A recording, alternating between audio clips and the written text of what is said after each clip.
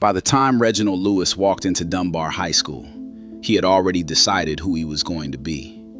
He just needed the world to catch up. Dunbar High School, East Baltimore, 1957. Overcrowded, underfunded, but legendary. The teachers there made one thing crystal clear. Dedication and commitment to excellence were not optional. They were survival. From his first day on the field, Lewis was different. While other kids were hoping to make the team, he was already leading it. Starting quarterback as a sophomore. Before Dunbar's biggest game against Poly, a predominantly white school, his teammates were nervous.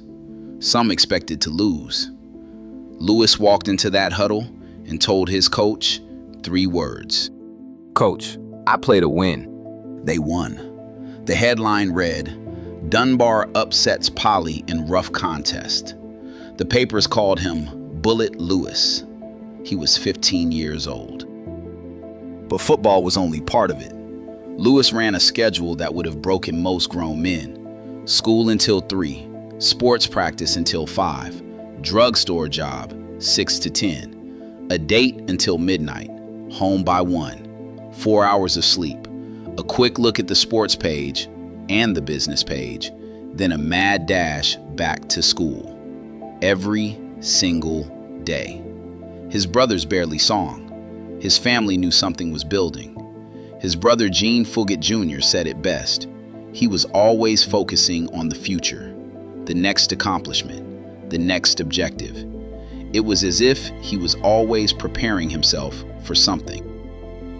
At 16, Lewis made a decision. He gave up summer baseball to take a full-time job at the Suburban Club, a private country club where his grandfather, Captain Sam Cooper, worked as head waiter. He watched his grandfather command that room with quiet authority, watched who had real power and who was just pretending. He learned, in his own words, that talk is cheap, and that the only sure way to avoid trouble from the bosses was to know your stuff and mind your own business. One evening, a wealthy club member hosted a private party. Lewis threw himself into it, perfecting not just his own service, but lifting the work of everyone around him. When the guests left, the woman pulled him aside.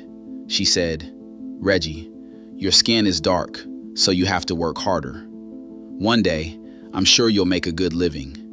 Then she handed him $2. Lewis thanked her with a nod.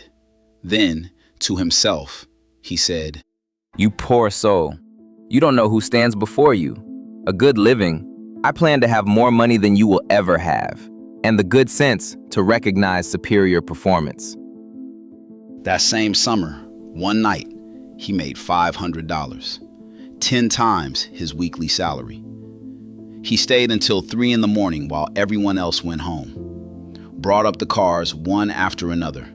Guys were slapping money in his hand.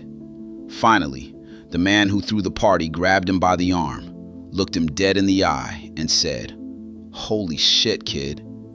What are you trying to do? Conquer the world?" There was a moment between the two of them.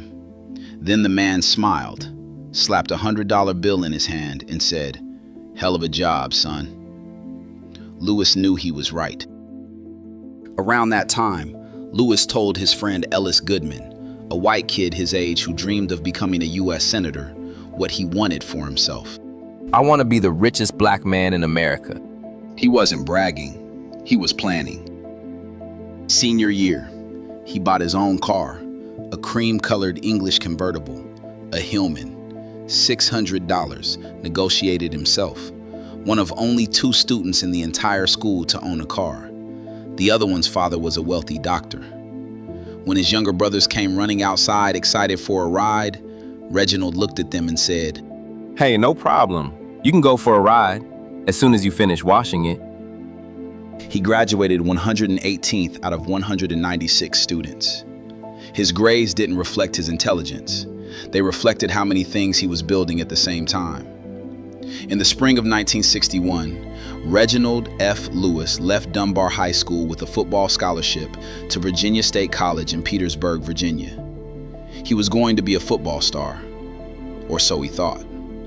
because what was about to happen at Virginia State would derail everything he had planned and put him on a path to something far greater than anything he had imagined at Dunbar.